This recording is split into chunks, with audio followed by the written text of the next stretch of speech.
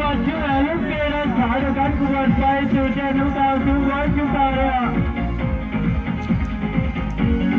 Một chúng ta đến đây thật cao để đón chú mẹ lúc kia được không ạ? Xin giới thiệu đến chú mẹ của lúc của chúng ta thuộc giống đặc úc, có tên thường gọi là cockatoo, đặc điểm nhận dạng toàn thân của màu lông trắng, màu trên đỉnh đầu, dưới cánh và đuôi có màu vàng rất đẹp mắt. Và ngay bây giờ chú mẹ của lúc kia của chúng ta sẽ thực hiện kêu cờ trò chuyện tình yêu với khu du lịch đảo Hoa Lam. Và chúng ta hãy cùng chờ đón xem chú mẹ lúc kia của chúng ta sẽ thực hiện tiết mục này như thế nào quý vị nhé.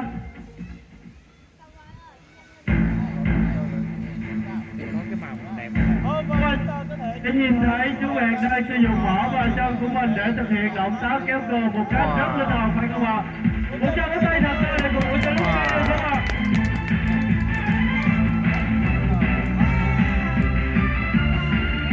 Và lúc kia đã thực hiện xong tiết mục đầu tiên.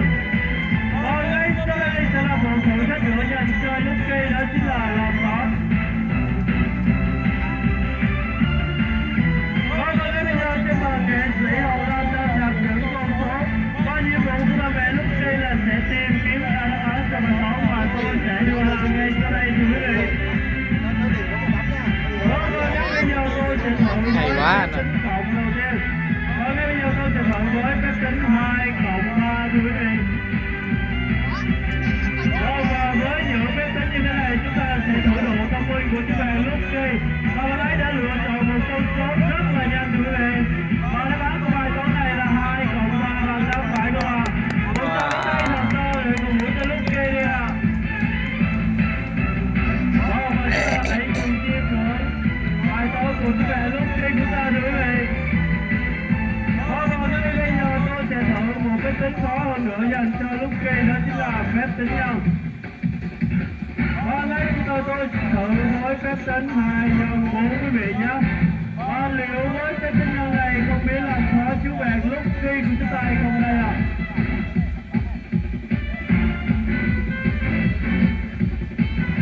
Và liệu với phép tính này không biết chú bạn lúc kia ta có làm đúng không thưa quý vị? Và đáp án của bài toán này là 2 nhân 4 bằng 8 phải không ạ? Một cho tay thật tốt để cho lúc kia được không ạ? Và chúng ta có thể nhìn thấy chú bạn lúc kia của chúng ta rất thông minh phải không thưa quý vị? Chúng ta chỉ số IQ cao, có mức độ thông minh chỉ sau loài vẹn sống. Chúng ta trung bình của loài vẹn này là 40 năm. Và khi sống bên ngoài tự nhiên có thể lên đến 50 hoặc 60 năm. Và thức ăn chủ yếu của loài vẹn này là côn trùng và thực mẫu thực vật thưa quý vị. Chia tay với chú mẹ Lucky. Ngay bây giờ chúng tôi xin mời quý du khách hãy tiếp tục hướng mắt về phía sân khấu. Và chúng ta hãy cùng chờ đón xem tiếp tục loài chim nào sẽ đến với chúng ta ngay sau đây quý vị nhé. Và ngay bây giờ với tất cả nghệ sĩ Hồng Lam đang cầm trên tay, không biết bạn chim tiếp theo của chúng ta là bạn chim gì và bạn ấy sẽ thực hiện tiết mục này như thế nào thưa quý vị.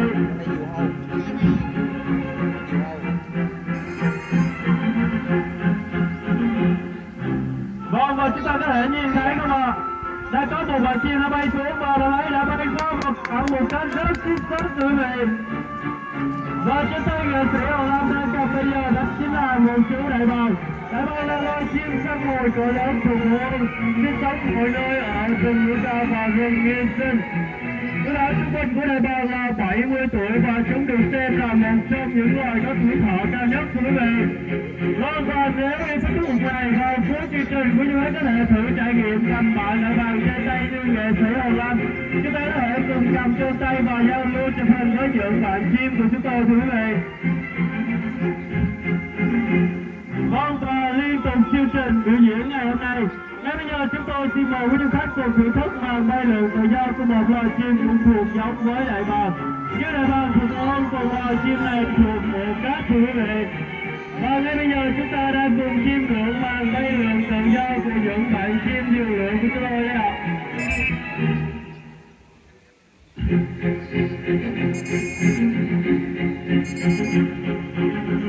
Mấy bạn như nữa là loài chim phong bố định cư, phong bố chủ yếu ở rừng sống dọc sông và các kênh mương. Chúng ta có thể tìm thấy chúng như Bắc Cạn, Quảng Trị, hoặc Thừa Thiên Huế, quý vị. Và chúng ta có thể nhìn thấy những loài chim như lửa tôi đang có những màu sắc khác nhau, thưa quý vị. Như nữa khi còn là chim non mới nở thì chúng có màu nâu xám, và khi lớn lên thì chúng có màu vàng mắt, quý vị. Tại sao thì mệnh danh là sát thủ sông Cầu Cô Dư Lửa được mệnh danh là nữ hoàng bay lượn. Chúng có thị giác kỳ tốt, cái đó thịt cái đồng vật dịch. Vâng, nếu yêu thích tiết mục này chúng ta có thể dành những tràng vỗ tay của mình để phục vụ cho những bạn như lửa chúng tôi được không ạ?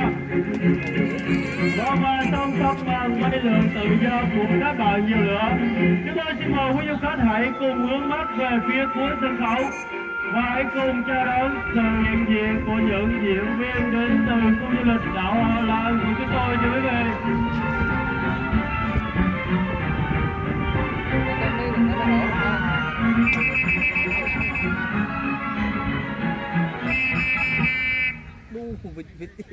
Vịt ơi, làm tiếng Anh là đúng bài luôn. Đâu, ôi trời. Vịt nó kêu làm tiếng Trời ơi.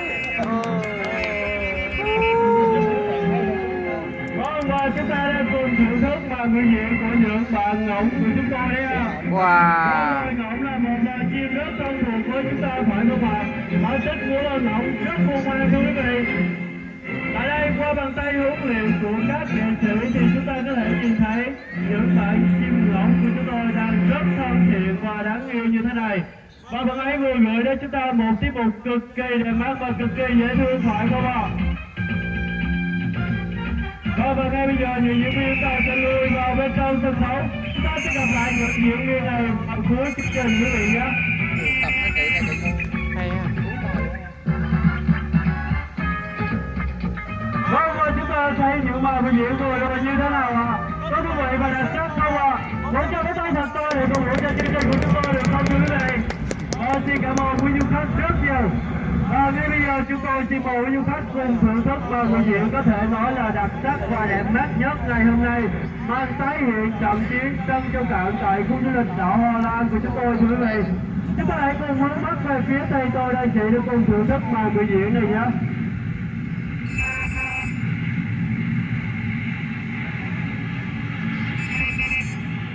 Vâng, và chúng ta có thể nhìn thấy không ạ? Vâng, và đang có những bạn chim đang bay từ trên núi cao xuống với chúng ta, thưa quý vị. Vâng, và hiện diện với chúng ta bây giờ đang là 5 bạn chim rất đẹp mắt, thưa quý vị. Thấy đây chứ trời. Ở trong rừng quen luôn. Quá. Vâng, và xin giới thiệu đến quý vị, đây chính là những bạn chim sâu của chúng tôi, thưa ạ. Và những bạn chim sâu của chúng tôi đang nối đuôi nhau bay xuống sân khấu với chúng ta. Vâng, và chúng ta có thể nhìn thấy những bạn chim sâu vừa phát ra tiếng kêu. Chúng ta có thể hình dung như những quả tên lửa đang phóng từ trên cao xuống với chúng ta. Đúng với tên màn biểu diễn của chúng tôi ngày hôm nay, màn tái hiện trận chiến Tân Châu Cạn đấy ạ.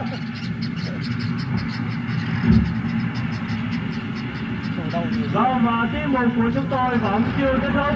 Những bạn chim sao đang nối đuôi nhau bay xuống sân khấu với chúng ta đây ạ.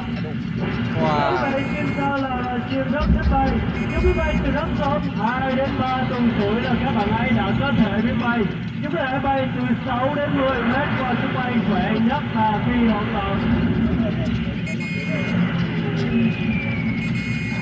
Vâng, rất nhiều bạn chim sao đang bay xuống sân khấu với chúng ta đây ạ. Chúng ta có thể là một tràng vỗ tay thật to được lên cho những bạn chim sao của chúng tôi được không ạ? Chim sâu rất thích bay và chúng cũng rất thích tìm kiếm thức ăn dưới mặt đất. Và thức ăn chủ yếu của loài động vật này là các mẫu thực vật, thưa quý vị. Và ngay bây giờ những bạn chim sâu chúng ta sẽ lùi vào bên trong sân khấu. Chúng ta sẽ gặp lại những diễn viên tiếp theo, thưa quý vị. Vâng, và liên tục chương trình biểu diễn ngày hôm nay. Ngay bây giờ chúng tôi xin mời quý du khách cùng thưởng thức màn biểu diễn nghệ thuật của những vũ công được chúng tôi mời về từ châu Phi. Và chúng ta hãy cùng sau đó xem tiếp theo những diễn viên Nào được chúng tôi một về từ châu Phi nhé thưa quý vị.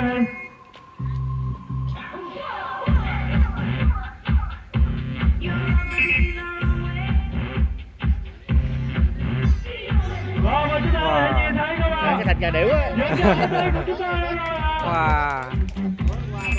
Ta nhảy đây và chết đây rồi. chính là những diễn viên đà điểu được chúng tôi mời về từ châu Phi.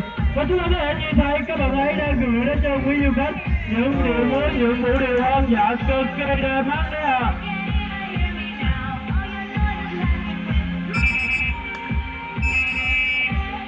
Cái thế này đà điểu là một trong những loài chim lớn nhất thế giới và là loài chim đẻ trứng.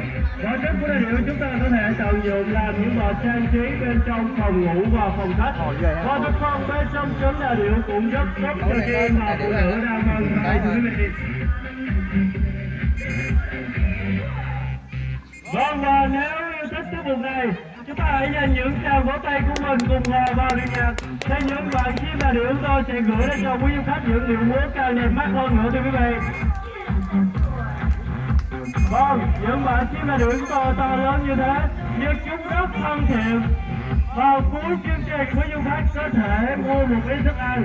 Chúng ta có thể mua một ít thức ăn bỏ trên tay và vào bên trong sân khấu cho những diễn viên của chúng tôi ăn và chụp hình làm kỷ niệm thưa quý vị.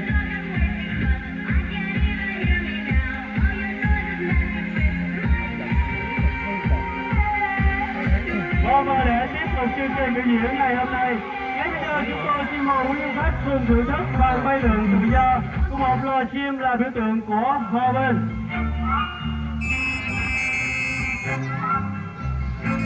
Wow.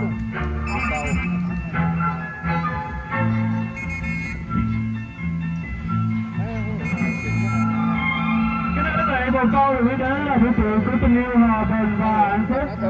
Vâng, và sản chim bồ câu thường được chúng ta nhìn thấy trên tranh hình cá Nestor và biểu tượng phải không ạ?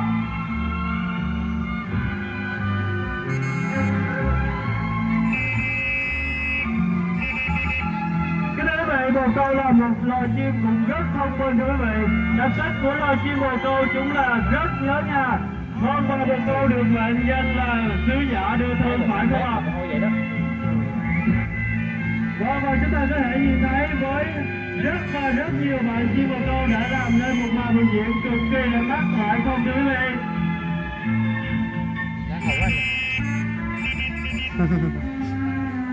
Vâng, và để có thể gửi đến cho quý du khách những màn biểu diễn có thể nói là đặc sắc và đẹp mắt nhất trong ngày hôm nay. Với những diễn viên, những ngũ con của chúng tôi được nuôi nấng và được tập luyện từ lúc nhỏ cho đến khi trưởng thành như bây giờ đấy ạ. Và một lần nữa chúng ta có thể dành những tràng vỗ tay thật to để cổ vũ cho chương trình, cho những vũ công của chúng tôi được không ạ?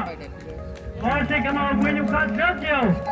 Và ngay bây giờ chúng ta hãy cùng chào đón sự trở lại của những bạn diễn viên ngọn của chúng tôi thưa quý vị.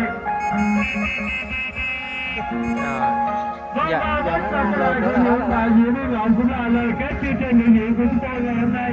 Em anh cho các nghệ sĩ tham gia chương trình.